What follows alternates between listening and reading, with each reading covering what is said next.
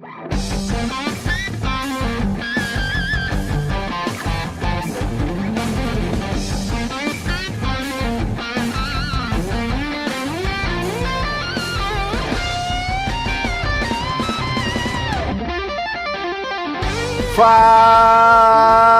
galera! Começa mais um episódio do Tudo Grego Teologia. Esse o de número 61. Eu sou o Rafael Pavanello e uma vez salvo, salvo pra sempre e acabou. Meu nome é Guilherme Oliveira e nós somos uma encomenda viva. Hã? Meu negócio é analogia, né? Já deu pra reparar. Eu não fico satisfeito até fazendo analogia de alguma coisa. Imagina um pacote da Amazon com pernas. É, exatamente. Vixe, piorou. E o meu nome é André Lourenço e como eu sou santo e cheio da graça, a perseverança é até o fim. Oh, não é Ave Maria, né? Não. Mas cheio de graça. Bom, meus queridos ouvintes, como vocês já leram aí em nossa vitrine, hoje nós iremos abordar o último estágio dos 5 pontos do calvinismo, que é a perseverança dos santos. É importante a gente dizer também que a perseverança dos santos ela é uma conclusão lógica dos outros 4 pontos do calvinismo. Então, se você ouviu os outros 4 pontos, né, os outros 4 episódios dessa série, você entende como que tudo que foi falado até aqui culmina então na perseverança dos santos. E hoje o nosso objetivo aqui nesse episódio é mostrar a você, né, que nos ouve, mostrar a biblicidade da doutrina da perseverança dos santos. Não só isso, mas também bem como a sua utilidade para a vida cristã. Porque, assim, ao contrário do que se pensa, né, André e Gui, muita gente pensa que essa doutrina ela pode incentivar as pessoas, às vezes, a uma inércia espiritual, quando, na verdade, ela é um grande incentivo para a vida de santidade, para a vida de compromisso com Deus, para compromisso com a sua palavra e com a sua obra, né? É que alguns têm a impressão de que, tipo assim, tá garantido, né? Vou cruzar meus braços aqui e deixar a vida rolar. Tá pago, exato. Tá ligado? Exato, como nós iremos ver hoje, não é bem por aí, tá não, né? Bom, querido ouvinte, então esse quinto e último episódio aqui do ponto de dos 5 pontos, né, do calvinismo, nós queremos mostrar a vocês, através dos textos bíblicos que nós vamos estar apresentando aqui, o quanto o nosso Deus, ele é um Deus confiável, ele é um Deus, o quanto o nosso Deus ele é um Deus comprometido, o quanto o nosso Deus é um Deus poderoso, e a obra que ele começou na nossa vida não é uma obra qualquer, não é uma obra que está indefinida, sem previsão de acabamento, não. Pense em Deus como um grande arquiteto, e essa obra dele, ele é um arquiteto que planejou tudo com muita antecedência, e que ele tem todo o poder, e ele tem toda a condição para completar essa obra nas nossas vidas. É o que a gente vai ver hoje. Esse é o último episódio dessa série, então fique conosco. Mas antes, nós vamos lá para os nossos recados.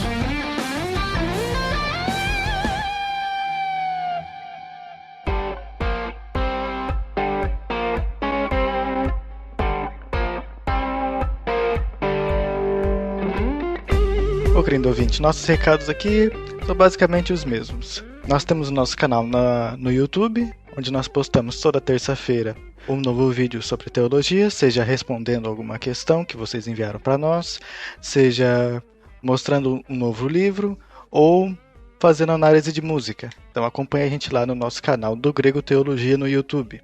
Temos também a nossa página, nosso perfil no Instagram.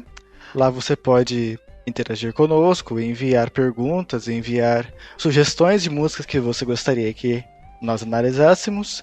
E caso você queira contribuir conosco também, você pode fazer da seguinte forma. Você faz compras na Amazon? Você sabia que comprando através do nosso site, você compra os seus itens e sem nenhum valor extra contribui para o nosso ministério? Para Eclesiástico? Abençoe a nossa vida, irmão. Compre usando o link do grego.com/Amazon e assim a Amazon estará fornecendo uma comissão para o do Grego. Isso não vai acrescentar em nada no valor total do seu produto, mas a Amazon vai nos ajudar e assim você estará nos ajudando a criar um canal cada vez melhor, tá certo? Bora lá pro episódio de hoje da Perseverança dos Santos.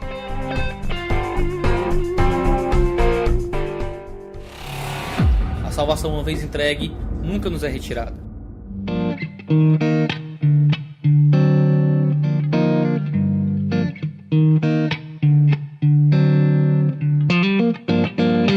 Bom, pessoal, como de costume nessa série, né, nós iremos começar dizendo, então, o que não significa a doutrina da perseverança dos santos. Por que isso é importante? Porque, né, muitos têm medo da certeza da salvação. No meio cristão tem muita gente que tem medo da certeza da salvação, tem medo, né, dessa questão da perseverança dos santos. Por quê? Porque eles acham que essa doutrina ela pode conduzir o crente a um desleixo espiritual, a uma inércia espiritual. No entanto, como nós iremos ver nesse episódio, isso só acontece se alguém de fato não entendeu ou não entende o que significa a perseverança dos santos, tá ok? Então assim, o não entendimento da perseverança dos santos, ele pode levar uma pessoa a pensar o seguinte: bom, já que o crente não pode perder a salvação, então o crente pode pecar à vontade. O crente nem precisa lutar contra o pecado, porque se ele já está salvo e ponto final. Mas, querido Gui e André, essa não é uma verdade bíblica, certo? Exatamente. O problema em relação a essa questão de que tá tudo garantido pra gente, a gente não vai perder a salvação, porque uma vez salvo para sempre, ele pode dar um relaxamento em dois aspectos. Claramente em relação a pecar e claramente em não fazer nada relacionado à expansão do reino de Deus. Mas eu acho que um é tão pior que o outro, mas a relação do pecado é muito grave porque o Espírito Santo se entristece com o pecado. E os nossos pecados, nos mantermos em pecado, faz com que Deus se feche para as nossas orações, né? Então, assim, a gente não pode, em momento nenhum, um verdadeiro cristão, um verdadeiro reformado, calvinista, que segue esses pontos todos, como o Rafa falou, a perseverança dos santos é uma conclusão dos outros itens, é logicamente uma sequência, e não tem como você acreditar em um e não acreditar no outro. Até tem alguns que pensam assim, eu não consigo pensar. Mas chegar na lógica através, e o final ser a perseverança dos santos por tudo que Deus fez através dos outros pontos. Então a gente não pode em momento nenhum pensar que agora tá tudo bem, como eu brinquei no começo, né? Igual a gente faz um exercício, posta no Instagram assim, tá pago o dia de hoje, tá ligado? A gente não pode chegar e falar assim, tá pago minha vida aqui de pecado, então eu vou dar garantido, né? Essa perseverança aí pela parte de Deus, então eu vou pecar aqui à vontade. Isso não é o que um verdadeiro cristão faz, né? Um verdadeiro cristão, ele entende que o pecado é ruim e que se ele realmente está na perseverança dos santos garantido por Deus, é aí que ele vai fazer o possível para não pecar, né? Ou para não se manter em pecado, né? Uma vez que nós fomos salvos, nós nos comportamos como salvos, né? Exatamente. Essa é a ideia. É da mesma forma que, olha, eu preciso sair de um ponto A ao ponto B, digamos assim. Daí, só porque eu sei que no ponto B eu vou chegar e vou tomar banho, que eu vou sair rolando pela rua o caminho inteiro, entendeu? Não é só porque na rua de barro, né? Que eu vou me sujar o quanto quiser. Não é assim. Não é uma pessoa que tem uma noção de higiene, não vai querer ficar se sujando o tempo inteiro. Ela vai evitar de se sujar. Da mesma forma que uma pessoa que tem um coração transformado, ela não vai querer viver em pecado, porque o coração transformado odeia transgredir a lei de Deus. Então, ele não vai querer ficar transgredindo a lei de Deus, se agradar nisso aí. Não faz o menor sentido. Não é pra fazer igual os porcos, né? O porco, ele vive na lama, e aí quando o dono fala assim, deixa eu dar uma lavadinha nele pra sair essa casca grossa, aí ele acaba de lavar o porco vai e rola na grama, na lama de novo, né? Então, cachorro é assim também, nem precisa ir longe no porco. Então, querido ouvinte, veja que, como bem colocou o André e o Gui, não é a ideia de que eu sou salvo apesar de tudo. Não, é a ideia de que eu sou salvo porque houve uma transformação na minha vida. Na qual essa transformação ela desencadeou todo um processo, que nós chamamos um processo de santidade, um processo de fé, né, que são evidenciados, obviamente, na vida prática do cristão. Então, a vida do verdadeiro crente ela é uma busca constante por santificação, mesmo que de forma imperfeita. Então, assim, uma vez que nós fomos salvos, Deus ele vai nos capacitar para que nós possamos batalhar contra os nossos desejos carnais, que é de fato uma característica da salvação, né? O verdadeiro salvo ele luta contra aquilo que se levanta contra a vontade de Deus, e a maneira como Deus ele irá nos manter na fé é justamente nos fazendo lutar contra as coisas que querem nos tirar da fé, sabe? Então nós precisamos ter essa ideia de que não significa que nós podemos pecar à vontade, não significa que nós não devemos lutar contra o pecado. Um terceiro e último equívoco também que pode acontecer, Gui e André, é que as pessoas acham às vezes que só porque elas creem na perseverança dos santos, que elas têm certeza da sua salvação, elas são melhores que os outros, né, que não acreditam. Isso também já demonstra, as pessoas que pensam assim já demonstram um certo equívoco também no entendimento da origem da sua salvação, né? Essa questão de se sentir melhor aí é um grande problema também, porque, por exemplo, eu acho que em todos os episódios que eu participei dos 5 pontos aqui, eu acho que eu mencionei o calvinismo de jaula, né? Quem nunca na vida? Eu pelo menos já. E a impressão que dá é realmente essa, de que não, eu sou calvinista, eu sou melhor do que os arminianos, porque é o que eu acredito e tal, e porque Deus me elegeu. Para eles, Deus não elegeu eles, mas Deus me elegeu, entendeu? Então, às vezes, no começo da crença no calvinismo, de seguir o que o calvinismo aponta, tem essa impressão de que por algum motivo não revelado, a questão é de Deus ver em nós algo especial, né? Quando na verdade não é nada disso. Não entendeu o calvinista que pensa dessa forma, porque não é diferente da maneira que os arminianos pensam, no fato de que Deus previu alguma melhora significativa neles, alguma escolha, e por isso os elegeu, né? Então acaba sendo farinha do mesmo saco. Então, assim, o fato de ser salvo e ser eleito e perseverar até Deus manter essa perseverança aí, não quer dizer que somos melhores, quer dizer que por algum motivo que a gente não sabe, Deus teve essa misericórdia para conosco, né?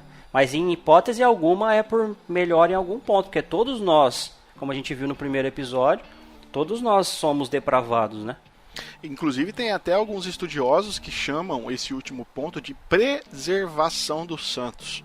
Por quê? Porque não somos nós que perseveramos na fé, é Deus quem nos faz perseverar, entende? Se nós somos totalmente depravados, nós obviamente precisamos da ajuda de Deus para nos auxiliar nesse processo. Então, é Deus quem nos ajuda a perseverar, sabe? Então, não existe um motivo para que nós possamos nos sentir melhores que os outros, porque a fonte da nossa perseverança não é intrínseca a nós. Pelo contrário, né? É Deus quem nos persevera, como nós ainda iremos ver aqui em alguns textos nesse episódio. E é interessante você mencionar isso, que, como você falou no item anterior, que a gente deve lutar contra o pecado, ainda que nós temos essa obrigação de lutar contra o pecado, sem o auxílio do Espírito Santo, a capacitação do Espírito a gente não consegue, né? Exato. Então, tipo assim, nunca é uma coisa que fazemos sozinho, sempre é uma coisa que nós somos auxiliados por Deus. Ou Deus faz totalmente, ou Deus divide a tarefa conosco, né? Exatamente, porque se fosse algo que nós mesmos pudéssemos conceber, né, se nós, por nossa própria força, conseguíssemos entender a respeito das perseveranças dos santos, aí, quem sabe, né, pudesse pensar que é melhor. Mas não é. Todo mundo é carente da mesma forma da graça de Deus, e todo mundo que entende isso só entende por causa da misericórdia de Deus. Então nós não podemos achar que somos melhores que os outros porque entendemos a respeito de alguma coisa, porque a gente recebeu isso da graça de Deus, não foi nosso mérito que alcançou tal coisa. Então a gente precisa ter muita questão de humildade, de entender o tempo de que Deus está atuando na vida de cada um, né? Nós podemos estar tendo essa compreensão nesse momento, mas teve um momento em que não tínhamos. Eu, por exemplo, nem sempre fui calvinista. Para mim, certas coisas eram muito fora da minha concepção, né, do meu entendimento. E quando eu entendi, eu percebi, poxa vida, tem outras pessoas que ainda não entenderam, né?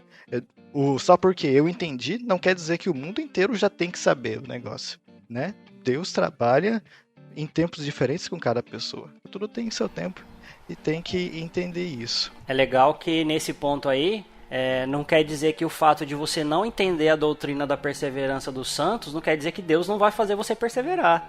Porque uma vez que Deus te elegeu, ainda que você não crê nessa doutrina, independente de forma que você cresce, uma vez que você, pela fé, gratuitamente creu em Cristo, você se torna salvo, e isso realmente acontece na sua vida, Deus vai concluir todas as etapas até o final. Exato. Então, querido ouvinte, veja que essa prepotência, né, de achar que você é melhor do que o outro, talvez porque você encontrou salvação, isso não se encaixa. Inclusive, uma das evidências da salvação, que é a transformação, que nós já falamos aqui, inclui também a humildade epistêmica, né? Então isso é uma virtude cristã, então se faz necessário aí também que nós sejamos humildes com relação a isso. O que é epistêmica? Então, aí você falou bonito, Rafa. Epistêmica tem a ver com a epistemologia, que é como nós adquirimos conhecimento. E nós sabemos que nós só podemos adquirir conhecimento porque Deus é o Criador de todas as coisas e nos deu a capacidade de conhecer, nos deu as capacidades cognitivas. Então, o fato de podermos conhecer a doutrina da perseverança dos santos já nos deveria nos tornarmos humildes, porque nem isso foi dado, nem isso foi produzido por nós, foi nos dado, né? Entendi, obrigado. Nada. Então, querido ouvinte, como você viu aí, não significa, né, que nós podemos pecar à vontade, não significa que nós não devemos lutar contra o pecado e muito menos, então, que nós somos melhores que os outros. Essa foi a primeira parte do nosso episódio. Então fica aí agora que nós vamos ver o que de fato, então, significa a perseverança dos santos.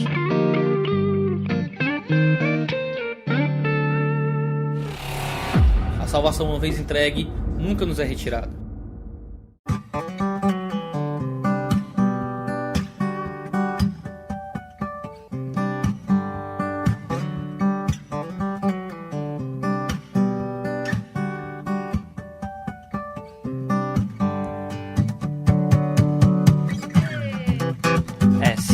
Permite, o garoto da Confissão de Fé voltou.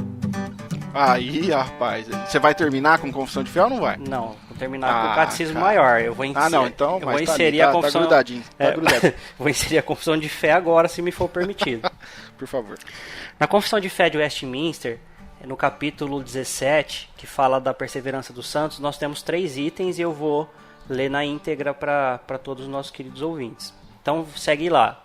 Item 1. Aqueles que Deus aceitou em seu amado, eficazmente chamou e santificou pelo seu Espírito. Não podem decair do estado da graça, nem total, nem finalmente, mas certamente perseverarão nesse estado até o fim e serão eternamente salvos. Item 2. Esta perseverança dos santos não depende do livre-arbítrio deles, mas da imutabilidade do decreto da eleição, procedente do livre e imutável amor de Deus Pai, da eficácia do mérito e intercessão de Jesus Cristo, da permanência do Espírito e da semente de Deus neles, e da natureza do pacto da graça, e de todas essas coisas vem também a sua certeza e infalibilidade. 3. Eles, porém, pelas tentações de Satanás e do mundo, pela força da corrupção neles restante e pela negligência dos meios de preservação, podem cair em graves pecados e por algum tempo continuar neles. Incorrem assim no desagrado de Deus, entristecem o seu Santo Espírito e de algum modo vêm a ser privados das suas graças e confortos. Têm os seus corações endurecidos e as suas consciências feridas, prejudicam e escandalizam os outros e atraem sobre si juízos temporais. Então aqui são os 3 artigos aí do capítulo 17 da Perseverança dos Santos da Confissão de Fé. Para quem gosta, né? Perseverança dos Santos significa basicamente que aqueles que Deus escolheu para serem salvos perseverarão no caminho da fé até o dia que se encontrarem com Cristo. Pode acontecer de se desviarem, né? Acontecer de se afastarem por um tempo, como a ovelha perdida, pode acontecer de caírem em algum pecado, mas são sempre situações, são contingências que a pessoa acaba retornando para o caminho da fé e nele permanece até o fim de seus dias. Trazendo a analogia que eu fiz quando me apresentei, é como se Deus nos encomendou lá na eternidade. Daí pode acontecer do pacote cair no caminho, né, acontecer alguma coisa, mas o entregador, tanto aquele que comprou o pacote, foi Deus, quanto o entregador é o próprio Deus também, então será entregue. O plano de Deus não falha. E mesmo que aconteça alguma coisa com a gente no caminho, nós chegaremos até o nosso destino celestial glorioso. Nesse caso, só se for o Mercado Livre e a Amazon, né? Porque se for os Correios, não é de Deus, não. Então. Eu joguei Death Stranding, cara, então eu tô familiarizado com entregas de pacotes. É legal que tanto a definição da confissão quanto a que o Gui trouxe nos passa a ideia de processo, né? Porque a gente entende, pelo menos, né, a gente busca compreender como que é o processo da salvação, porque assim, no instante que Deus ele vem e ele efetua o novo nascimento em nós, ali a gente se torna capaz agora de responder com fé, né, à pregação do evangelho que nós ouvimos, e aí então, instantaneamente a gente é justificado. E aí, nesse processo, nesse momento, a salvação ela é um processo, né? Ela é um ato contínuo que Deus vai ali está no processo de nos tornar santos. E esse processo, ele recebe o nome de santificação, como a gente sabe, e para que alguém seja salvo é necessário que esse processo tenha iniciado na sua vida, né? Não tem como a pessoa, é uma coisa importante, não tem como a pessoa ser justificada sem ser santificada. A gente vai ler textos bíblicos que vai mostrar isso pra gente. Então a perseverança nada mais é do que levar esse processo de santificação até o fim, né, que vai nos levar então à glorificação. E, importante, quem garante, né, que a nossa santificação ela irá até o fim é o próprio Deus, né, que pelo seu poder é Ele quem confirma e é Ele quem preserva então os verdadeiros crentes. E por isso, cara, que se faz necessário dizer aqui que o verdadeiro crente ele não pode cometer aquilo que o João vai dizer lá nas suas cartas do pecado que leva à morte, né? Que, segundo alguns estudiosos bíblicos, vão dizer que aquilo ali significa o pecado da blasfêmia contra o Espírito, né? Que é você negar o Espírito Santo. Inclusive, nós temos um episódio, se eu não me engano, sobre isso, de podcast ou é vídeo agora? Podcast. Eu acho que é um podcast, né? Que é a blasfêmia do Espírito Santo. E agora eu vou ter que procurar o nome desse podcast para passar para vocês aqui, só um minutinho. E é interessante o que você falou aí, Rafa, porque embora seja um processo, esse processo aí é todo garantido por Deus e ele não pode ser abortado, né? Exato, então, não pode. Isso é sensacional. Então é o episódio aqui, galera, de número 24, a blasfêmia contra o Espírito Santo. Lá a gente detalhou, né, o que nós entendemos como a blasfêmia contra o Espírito Santo. Então, o crente verdadeiro, ele não pode cometer a blasfêmia, por quê? Porque ele é constantemente renovado de forma efetiva ao arrependimento. Então, uma vez salvo, os verdadeiros crentes, eles permanecem salvos. E não porque eles farão o que eles quiserem e eles vão continuar salvos, não, mas porque eles não farão mais o que eles querem. A vontade do verdadeiro crente ela é transformada, a sua vida é transformada, e aí ele passa a viver aquilo que Deus espera que eles vivam. Então, uma vez que a salvação foi entregue ao verdadeiro crente, ela jamais será retirada. É isso que nós entendemos aí, junto com a Confissão de Fé de Westminster, de forma extremamente técnica e detalhada, nos dá do que é, de fato, perseverança, então, dos santos. A salvação, uma vez entregue, nunca nos é retirada.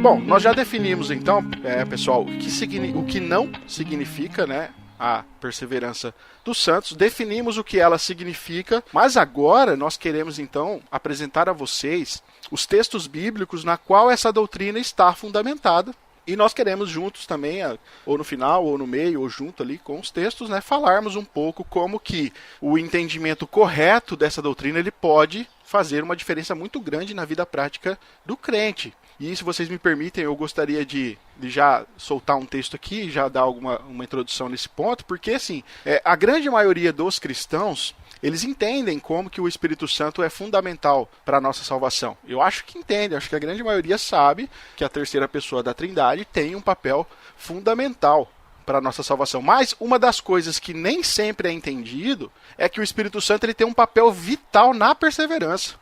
Então, primeiramente, eu acho que nós devemos lembrar aqui o ensino bíblico de que o Espírito Santo de Deus, né, a terceira pessoa da Trindade, é o selo de garantia do crente. E é um texto precioso que, como eu disse, eu gostaria de abrir com esse texto, Gui e André, que Paulo vai dizer lá em Efésios, no capítulo 1, no verso 13 e no verso 14, ele diz o seguinte, ó: nele também vocês, depois que ouviram a palavra da verdade, o evangelho da salvação, tendo nele também crido, receberam o selo do Espírito Santo da promessa.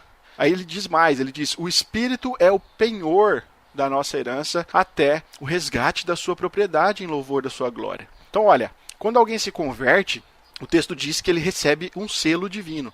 E, se a gente for prestar atenção no contexto histórico, nos tempos do Novo Testamento, eles costumavam selar cartas, costumavam selar objetos. Se a gente olha lá, por exemplo, no Evangelho de Mateus, diz que o próprio túmulo de Jesus ele foi selado. E quando um selo é colocado, a intenção ali era demonstrar que aquele objeto ele pertencia a alguém. Então esse objeto ele deveria estar sob uma proteção máxima, sobre todo cuidado. Do mesmo modo, também a gente vai ver que o selo do Espírito Santo na vida do crente, ele indica que ele pertence a Deus. Ou seja, ele está protegido, sob proteção máxima, debaixo da guarda de Deus. De acordo com Paulo aqui nesse texto, o selo ele vai continuar sobre o crente até o dia da redenção final. Só que Paulo não usa só o selo, Como eu falei no verso 14, ele fala também da palavra penhor. O penhor também, nos tempos do Novo Testamento, era um acordo de negócio, em que uma pessoa ela dava um primeiro pagamento, tipo como se fosse uma entrada, porque ele queria garantir a negociação ali, queria garantir aquele negócio. E essa entrada, ela era uma garantia de que todo o restante também seria pago. E da mesma forma na nossa vida, o Espírito Santo ele age em nós, ele é a garantia de que todo o restante será pago. Ou seja, Deus vai completar a sua obra até o dia de Cristo Jesus, como o próprio Paulo coloca, Agora, eu fico pensando, Deus não ia colocar esse selo se Deus não tivesse a intenção firme de completar a obra. Então, o Espírito em nós, o Espírito que habita em nós, ele é a garantia de que Deus vai nos guardar até o fim. Deus não ia colocar o seu selo de garantia na nossa vida se ele não tivesse disposto, então, a nos guardar, E é interessante que essa parte aí do selo tem o texto lá em Apocalipse que fala que só o Cordeiro é digno de abrir o selo das cartas, E a questão é que a carta é selada por aquela pessoa que quer destinar a uma pessoa e só aquela pessoa destinada pode abrir e romper o selo. E também é interessante a questão do penhor. Quem já assistiu o Trato Feito aqui, no History? O Trato Feito, ele além de ser... O Rick era bom, cara. O Trato Feito... ainda porque ele morreu. Mas eu não assisto mais, eu não tenho mais. Ah, tá. O velho morreu, mas o Rick não. Ah, tá brincando. Morreu o velho? Morreu, cara? O velho morreu. Putz. Também ele tava velho, se é que você me entende. Pois é. Então, aquela é uma casa de penhor, E, consequentemente, uma casa de troca. O penhor, bem como você disse, é dessa forma que você disse, mas ele também é o seguinte, quando você vai numa casa de penhores, a pessoa te pergunta se você quer, o que você quer fazer, se você quer trocar algo, vender no caso, ou se você quer penhorar algo. Então, quando você penhora, é para você pegar um valor. Então, por exemplo, eu vou lá penhorar o meu arco e flecha. Meu arco e flecha, quem vai escolher o valor não sou eu, tá? Quem vai escolher o valor é a casa de penhores. Eu falo assim, eu quero R$500 no meu arco e flecha aqui. O máximo que eu posso dar é R$2,50. Fala assim, não, eu vou te dar R$300. Aí eu falo, bom, tá bom, R$300. Aí ele vai falar assim, você tem um prazo de tanto tempo para vir resgatar o arco e flecha. Ou seja, depois de um mês, por exemplo, você tem que voltar lá com os R$300, quitar a dívida e resgatar o arco e flecha. Se você não quitar a dívida, o arco e flecha é do cara da casa de penhores. E é legal que o Espírito Santo é o penhor da nossa herança. Ou seja, até o resgate, até o tempo que Jesus ele vai voltar, porque ele já pagou, e só resgatar a gente que ficou na casa de penhores, por exemplo, assim, Isso é bem legal. E a implicação prática disso é que Deus ele vai operar em nós de uma tal forma que todos aqueles que Deus elegeu, que Deus escolheu para a salvação eterna, eles vão ser capacitados, por Deus a perseverarem na fé até o fim. Agora, é interessante que isso não significa que a gente tem que ignorar, e eu quero reforçar, a gente já falou isso aqui, mas eu quero reforçar, não significa que nós vamos ignorar todos os textos e todos os imperativos bíblicos que o Novo Testamento exige, que nós sigamos, que sejamos, na verdade, moralmente diferentes, que nós andemos em novidade de vida. Não, nós precisamos sim observar esses textos e nós precisamos cumpri-los, é claro. Mas veja, não estou afirmando, não é no desleixo, não é na inércia espiritual que isso acontece. A própria palavra de Deus, ela afirma que é Deus quem vai agir em nós de tal modo que vai nos tornar capazes de exercer uma vida de santificação, cumprindo assim as recomendações e as ordens dos imperativos do texto bíblico com relação ao nosso andar e o nosso caminhar no Espírito. Um texto de Filipenses, cara, que eu gosto muito desse texto, e esse texto é claro com relação a isso, que é Filipenses 2, verso 12 e 13. Paulo vai falar assim, ó, vocês precisam, deixa eu falar certo, desenvolvam a sua salvação com temor e tremor. Tá aqui o imperativo para a santificação, cara. Paulo está falando que é nós que precisamos fazer. Nós precisamos desenvolver a nossa salvação. Precisamos fazer isso com temor e precisamos fazer isso com tremor. Mas olha o que ele diz no verso 13. Porque Deus é quem efetua em vocês tanto o querer quanto o realizar, segundo a sua boa vontade. Então veja, isso não significa que Deus exige de nós perfeição. Então a perseverança dos santos não é a garantia da perfeição, mas é a garantia de que Deus vai nos manter no combate da fé, para que nós possamos sempre odiar o pecado, e nós precisamos amar a vontade de Deus. Nós precisamos desenvolver a nossa salvação, isso é um imperativo, nós temos que fazer. Não é inércia espiritual aqui, não, é uma luta diária contra o pecado. Mas é Deus quem vai efetuar em nós tanto o querer quanto o realizar. E isso é legal também porque não é uma questão simplesmente moralista, né? Porque se ficasse assim, desenvolva sua salvação com temor e tremor, beleza. Eu vou ser moral até o final e tá tranquilo. Mas quando Deus fala assim, porque é Deus quem efetua em vocês tanto querer como realizar, não é só um moralismo. Então, nós tivemos uma aula, lembra, André? Não sei se você lembra, sobre, acho que foi no curso de pregação expositiva, que um dos professores falava que Paulo sempre, depois do imperativo ou antes, ele sempre tem um indicativo junto, que aponta para Cristo. O que você gosta lá? Não. É o... eu não lembro qual foi o professor o Sacha, eu acho que foi. Você foi o Sacha, pode ser. Eu acho que foi. Então é isso. O filho da Xuxa.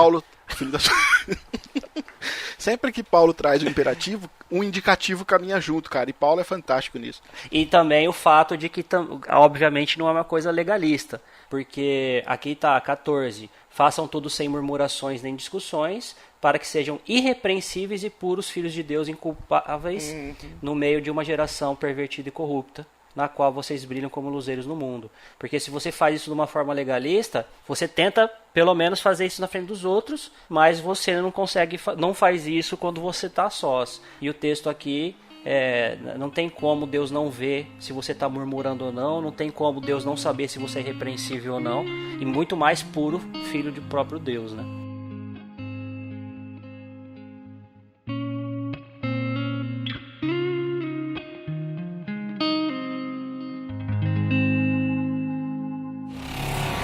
A salvação, uma vez entregue, nunca nos é retirada.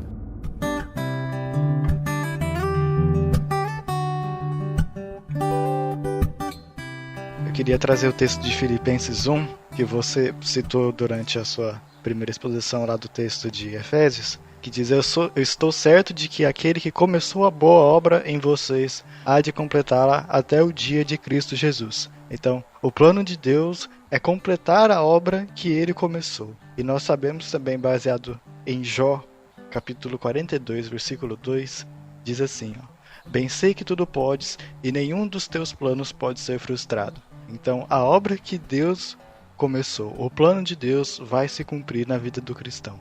E isso é o que acontece, né? Nós temos a nossa participação na parte da santificação, mas Deus opera para que isso aconteça, porque esse é o plano dele. E interessante que aquele que não crê nisso, o próprio Deus fala, onde você estava quando eu criei o céu e a terra? Eu adoro esse texto, cara. Onde você estava quando eu separei os mares? Essa é uma piada interna, mas tudo bem. Quem é você, rapaz? Eu tenho um texto aqui que eu não sei se ele é muito entendido por essa questão da perseverança, mas no meu paradigma eu acho que ele tem total relação. O texto de Mateus 24, da grande tribulação, que começa no versículo 15 e vai até o versículo 28, ele discorre lá o que seria a grande tribulação e, pasmem, nós vamos passar pela grande tribulação, hein, gente? Se prepare. Não tem arrebatamento antes, não. Não tem arrebatamento antes, não. E o versículo 22 diz, se não tivessem aqueles dias sido abreviados, ninguém seria salvo. Mas por causa dos escolhidos, tais dias serão abreviados. Então, assim, é tanto... 24, né? 24. Capítulo 24, verso 22. Então, é tanto que Deus garante essa perseverança que, em hipótese alguma, Deus não permitiria que os escolhidos fossem não salvos, né? Por isso que ele abreviou os dias da grande tribulação, justamente para garantir a perseverança até o final dos salvos, dos escolhidos, né? Bom, já que estamos intercalando, vamos intercalando um texto cada. Eu gosto do texto também de Romanos 8, 30, que ali está aquela corrente, né, de obras divinas. O texto diz assim: e aos que predestinou, a esses também chamou, e aos que chamou, a esses também justificou, e aos que justificou, a esses também glorificou. O que fica muito evidente, cara, nesse texto aqui, é que aqueles que são chamados de maneira eficaz, a esperança da salvação, existe essa esperança porque eles perseverarão realmente até o fim, e eles vão ser glorificados. Não tem um abandono da sequência, sabe? Porque assim, não faz sentido alguém ser predestinado, alguém ser chamado, alguém ser justificado e depois esse alguém ser perdido. Tanto que o texto coloca como algo certo, né?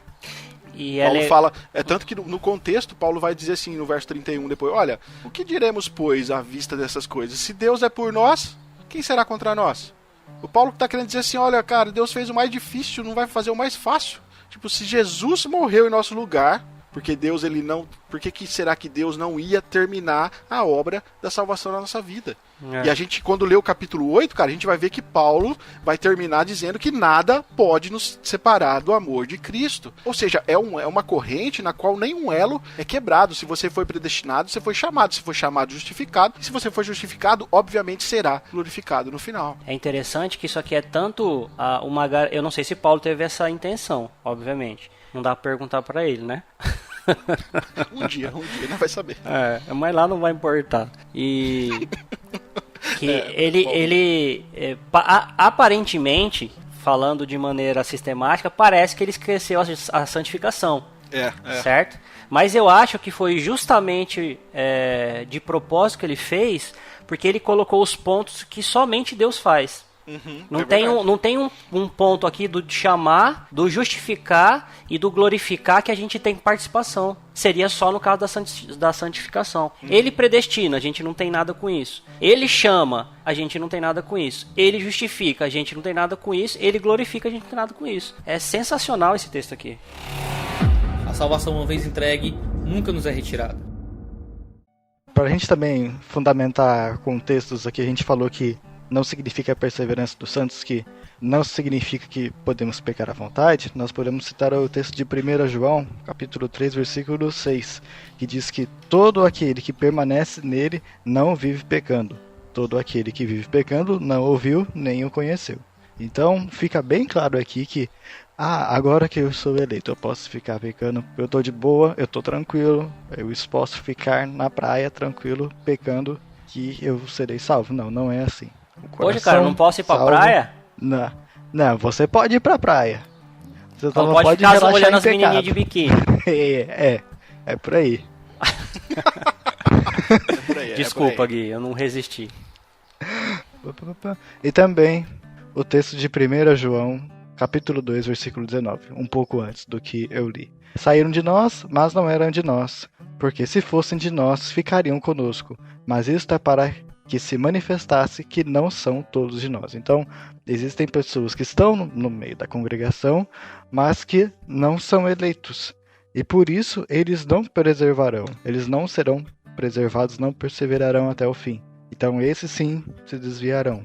Mas os que são eleitos, os que são predestinados, os que perseverarão, ficarão na congregação até o fim. Porque neles a obra de Deus será completa. Maravilhoso, né?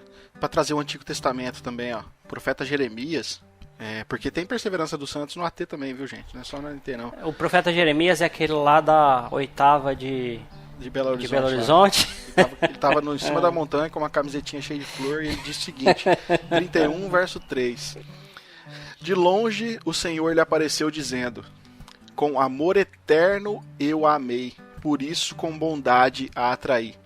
Veja, é interessante esse texto, porque se o amor de Deus que nos atrai ele é eterno, e aqui é importante dizer, ele está falando, não é do amor geral que Deus tem pelas coisas criadas, não, é do amor que ele tem pelos seus filhos. Deus está falando pela boca do profeta com o povo de Israel. Se esse amor que nos atrai é eterno, como que esse amor eterno pode se converter em salvação, pode se converter em uma atração que não é eterna? Saca? Então, esse texto também, não sei, cara, eu gosto desse texto, porque se é com amor eterno, obviamente é eterno, eterno é para toda a eternidade. Deus nos atrai. Se Deus você ama, ele não vai te lançar no fogo do inferno. Exato, né? exato. Ele vai corrigir até que você não precise chegar lá. Exato. E não se constitui mero sentimento, né? Porque quando fala de amor, tá falando de atitude, né? Ele fala que com benignidade te atrair no paralelismo ali. É importante você mencionar isso, porque também no meu paradigma, no meu pensamento de todas as análises, quando Deus toca no assunto do amor dele para com a humanidade, e quando ele fala que nós devemos amar o próximo como a nós mesmos, sempre é questão de atitude, nunca é questão de sentimento. Tipo assim, eu não tenho que gostar do camarada, não, eu tenho que ajudar aquela pessoa se ela está passando necessidade. Eu não tenho que querer ir para um churrasco com aquela pessoa e compartilhar da minha vida. Não, mas eu tenho que querer o bem dela, orar por ela e ajudá-la nas necessidades dela. Não, Deus nos amou desde a fundação do mundo. Deus nos amou e ele prova o seu amor porque ele entregou o seu filho. Entende? Ele fez. E a gente corresponde a esse amor amando, corresponde assim, não igualitariamente, mas amando a Deus acima de todas as coisas, né? De todo o coração, de todas as nossas forças, ou seja, demonstrando para Deus, fazendo, entregando a nossa vida, praticando os atos de justiça, cultuando a Deus, e tudo envolve atitudes, né? Não é, eu amo aquela torta de limão, sabe? Tá ligado? Não tem nada a ver com isso. A salvação, uma vez entregue, nunca nos é retirada. Aquele texto de Paulo que Paulo fala que haja também em nós a mesma atitude que houve em Cristo, né? Ali tem a ideia de que é uma combinação da atitude correta com a consciência correta e com a vontade correta. Tudo isso engloba ação, saca? Não é uma questão de... Porque às vezes o texto é traduzido como sentimento em algumas traduções, né? Tenha o mesmo sentimento, que haja mesmo em vós o mesmo sentimento que houve em Cristo, mas sentimento ali não é puramente emocional, como vocês colocaram, tem a ver com a questão prática, sabe? O próprio texto vai identificar que não é a palavra exata, né? Mas ele vai dizer que é uma outra coisa, igual a questão do mundo e tal, né? Exato. A melhor explicação que eu já vi para esse texto tá no livro do Jonas Madureira, Inteligência Humilhada. Comprem, leiam lá, ele explica com detalhes, cara, isso é fantástico. Outro texto... Link no post! Olha! Compre pelo link da Amazon, hein? Do grego.com/Amazon, que você vai estar ofertando aqui pra gente. Outro texto no AT, Antigo Testamento, né? Ezequiel 11, outro profeta, verso 19 e 20, diz assim, ó: eu lhes darei um só coração e porei um espírito novo dentro deles. Tirarei deles o coração de pedra e lhes darei coração de carne, para que andem nos meus estatutos e guardem os meus juízos e os executem. Eles serão o meu povo e eu serei seu Deus. Cara, percebe o seguinte, o que Deus está dizendo aqui em Ezequiel, ó. Ele vai dar um só coração, ele vai dar um espírito novo, ele vai tirar o coração de pedra, ele vai colocar um coração de carne. Para que ele vai fazer isso? O texto diz, para que andemos em seus estatutos, para que guardemos os seus juízos e para que nós cumpramos a sua vontade. Então, Deus ele nos transforma de uma tal maneira que nós não temos mais como fugir dele. Então, nós obedecemos a Deus porque ele nos transformou para isso. É fruto da obra da salvação.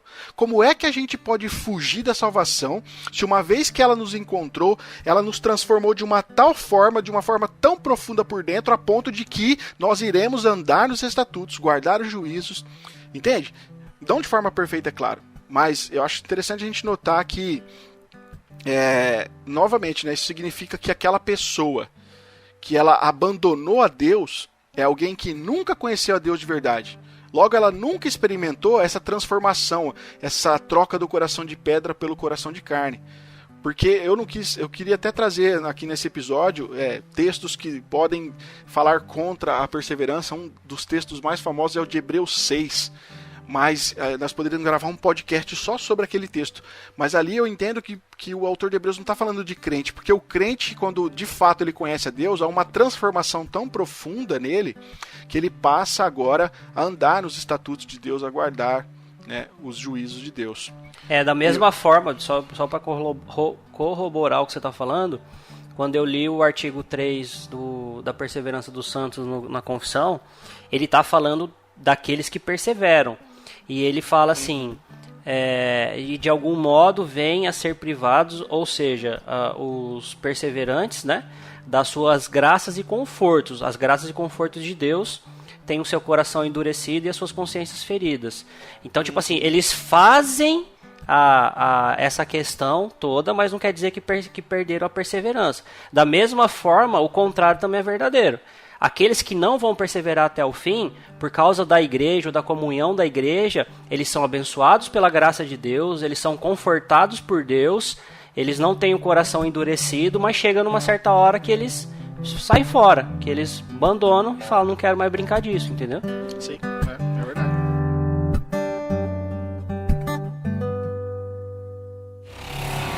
A salvação, uma vez entregue, nunca nos é retirada.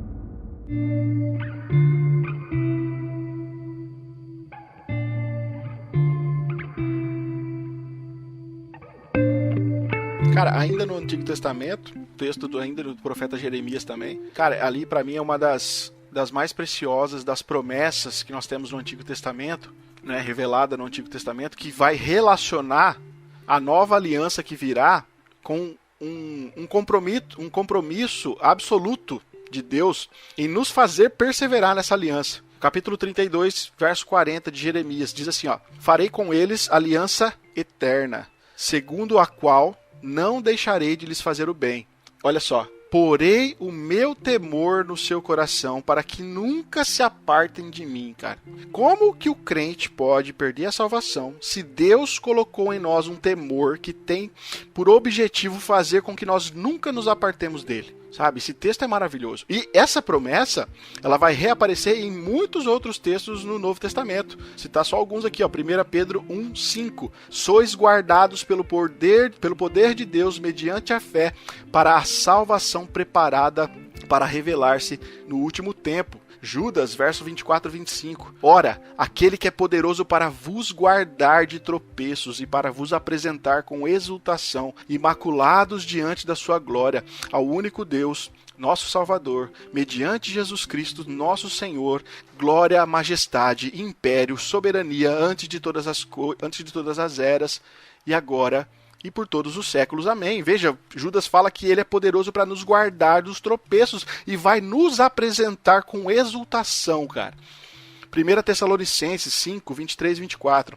O mesmo Deus da paz vos santifique em tudo, e o vosso espírito, alma e corpo sejam conservados íntegros e irrepreensíveis na vinda do nosso Senhor Jesus Cristo. Fiel é que vos chama, o qual também o fará. Ele não só chama, mas ele também fará, para que nós, no dia da vinda de Jesus Cristo, estejamos íntegros, estejamos irrepreensíveis, né? Paulo também, Tessalonicenses 3:3, segunda. Mas o Senhor é fiel, ele confirmará, ele vai nos guardar do maligno. É assim, cara, tem um monte de texto, mas um monte de texto que mostra que é Deus quem nos guarda, é Deus quem nos persevera, é Deus quem nos faz perseverar. Legal, né? Sabe um texto do Novo Testamento também que eu gosto muito? É o texto de Mateus, cara, das parábolas lá, que na verdade no paralelo de Lucas a gente tem a parábola da ovelha perdida, da dracma perdida, do filho pródigo, né? Que Jesus está ensinando a mesma coisa nas três ali. Mas da parábola da ovelha perdida, a gente vê ali que se um crente se perde, é Deus que vai em busca dele. Nós não temos a missão de encontrar Deus com o nosso próprio esforço, mas é Deus quem busca as suas ovelhas amadas, sabe? Eu acho maravilhoso que vários textos vão apontar para essa graça de Deus em nos perseverar na sua aliança, né? Eu gosto muito desse texto aqui também, cara. João 17, a famosa oração sacerdotal de Jesus, né? Do verso 11 ao 15. Está escrito assim, já não estou no mundo, mas eles continuam no mundo, enquanto eu vou para junto de ti. Pai Santo, guarda-os em teu nome, que me deste para que eles sejam um, assim como nós somos um. Quando eu estava com eles, guardava-os no teu nome que me deste. Eu os protegi e nenhum deles se perdeu, exceto o filho da perdição, para se cumprir a escritura. Mas agora vou para junto de ti, e isto falo no mundo para que eles tenham a minha alegria completa em si mesmos. Eu lhes tenho dado a tua palavra e o mundo os odiou, porque eles não são do mundo, como também eu não sou. Não peço que os tires do mundo, mas que os guarde do mal. Cara, que oração maravilhosa que Jesus aqui faz pelos seus filhos. Ele ora para que nós sejamos protegidos pelo Pai desse mundo e que nada possa então nos afligir aqui, no sentido espiritual, né? Ele ainda garante que ninguém se perdeu, exceto, né, Judas, que é o filho do capeta, né, o filho do diabo, já estava destinado à perdição. Então, veja, nós estaremos protegidos porque o próprio Jesus é quem ora por nós, para que nós permaneçamos firmes. Cara, e eu não tenho dúvida de que o Deus Pai, ele ouve, e não só ouve, como ele também atende a oração do Deus Filho. Então, esse texto também fica no meu coração, né, e desperta essa certeza da salvação aí que Deus tem para com seus eleitos. Amém, muito bom. Eu também gosto muito do texto de Judas que você leu. Para mim, é a doxologia mais bonita na Bíblia, pelo menos é a minha favorita.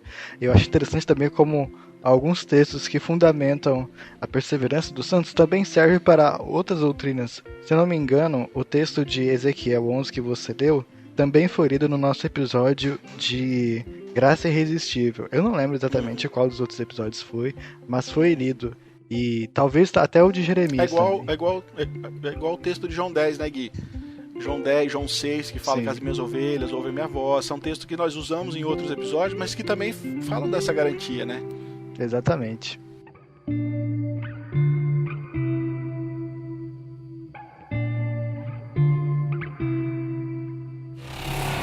A salvação, uma vez entregue, nunca nos é retirada.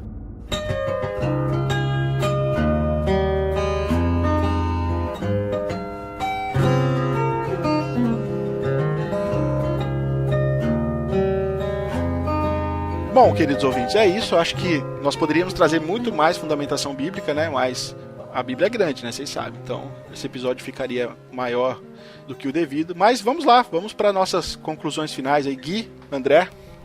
Eu concluo da seguinte forma, que aqueles que se dizem o seguinte, eu sou calvinista, eu sei que eu sou eleito, eu sei que eu sou salvo, que eu vou permanecer até o fim, mas eles não têm comunhão com a igreja, eles não permanecem nos meios de graça, e então esses daí não são dos nossos, tá ligado?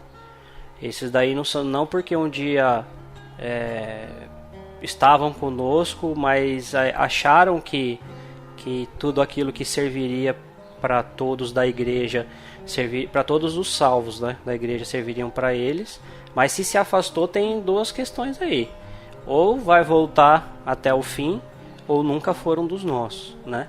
Então pense bem, você que acredita que você não precisa da igreja, que você é a igreja, porque você sozinho não é a igreja, não existe a igreja de uma pessoa só. A igreja é Cristo, e Cristo é constituído de vários membros. Então aquele que não ama a noiva, não faz parte da igreja e não faz parte do corpo de Cristo.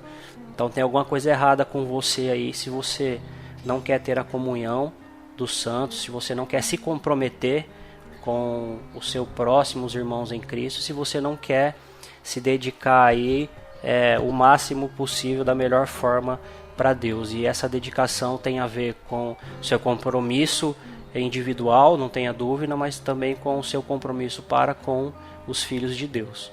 Querido ouvinte, eu fico pensando assim, eu queria concluir, na verdade, minhas considerações finais, nos levando a uma reflexão rápida, sabe? Porque eu fico imaginando, imagina como que sabe, que vida terrível seria nós termos o nosso destino eterno pendurado ali no fino cordão da vontade humana, sabe? Que pode qualquer hora a se romper. Porque a vontade humana, ela pode seguir um curso num minuto e daqui a pouco ela já muda no seguinte. Então, é muito bom nós termos lido esses textos, é muito bom nós entendermos que as coisas não precisam ser dessa maneira, sabe? É bom a gente saber que o nosso destino eterno não depende apenas da nossa vontade inconstante, sabe? E é bom também saber que Deus ele tem um programa, que Deus tem um projeto para nossa vida, e Deus ele tem um interesse todo especial pela nossa vida, e que ele vai executar esse programa. E isso depende da vontade dele, sabe? Depende da vontade dele. Então veja, para que nós perdêssemos a salvação, nós teríamos que voltar à antiga condição de morte espiritual. Mas, sabe, isso não faz sentido biblicamente, porque imagine que tipo de regeneração seria essa que o Espírito Santo ele realiza na vida do crente, ressuscita ele, dá vida eterna, mas aí essa pessoa de alguma maneira pode voltar e pode morrer de novo. Então não seria vida eterna? Ou será que nós podemos cometer suicídio espiritual? Acho que não, né? Pedro vai dizer lá na carta dele que nós fomos regenerados, mas não foi de semente que é corruptível, mas sim de semente incorruptível. A gente vai ver a Bíblia falando de nascer de novo, mas a gente não, graças a Deus, não vê a Bíblia falando de morrer de novo, sabe? Então, a gente vê Paulo falando lá também que Deus ele nos libertou do império das trevas e nos transportou para o reino do seu Filho. E é importante dizer que a ideia de libertar aqui está num verbo aqui, que é uma ação simples, mas é definitiva, realizada já no passado. Então, se a gente pudesse se converter e se desconverter a cada momento, é como se a gente ficasse o tempo todo entrando e saindo do império das trevas. Isso não faz sentido algum biblicamente, tá? Então, querido ouvinte, a certeza da salvação, ela é uma maravilhosa esperança que nós temos, é algo que, sabe, isso nos enche de alegria, isso aquece o nosso coração, isso tem total implicações aí para nossa vida cristã, ok? Ô Rafa, antes de você concluir aí rapidinho, eu aprendi uma vez uma coisa bobinha, mas que realmente define a verdade bíblica do que você estava mencionando da vida aí e da morte. O crente, ele morre uma vez e nasce duas. O não crente nasce uma vez e morre duas. E já que nós estamos falando de nascimento, é interessante que, por exemplo, nós nascemos no Brasil, portanto nossa naturalidade é brasileira. Se a gente for para outro lugar, for para Sibéria, Estados Unidos, a gente vai continuar sendo brasileiro. Então, porque nós nascemos no Brasil, nós somos brasileiros. E se nós nascemos de novo no reino do Filho e do amor de Deus, nós não vamos deixar de sermos cidadãos desse reino. Nós seremos eternamente. Esse é o raciocínio lógico, sabe? Então, acho importante. Muito boa analogia, Gui, obrigado. E André, se faz necessário você explicar o que você disse aí. Então tá, desculpa. O crente, ele nasce uma vez carnalmente e ele morre uma vez carnalmente. Mas aí, ele durante esse período de nascer e morrer fisicamente, né? Não carnalmente, fisicamente, ele tem o seu nascimento, a regeneração, que como o Rafa disse, é eterno.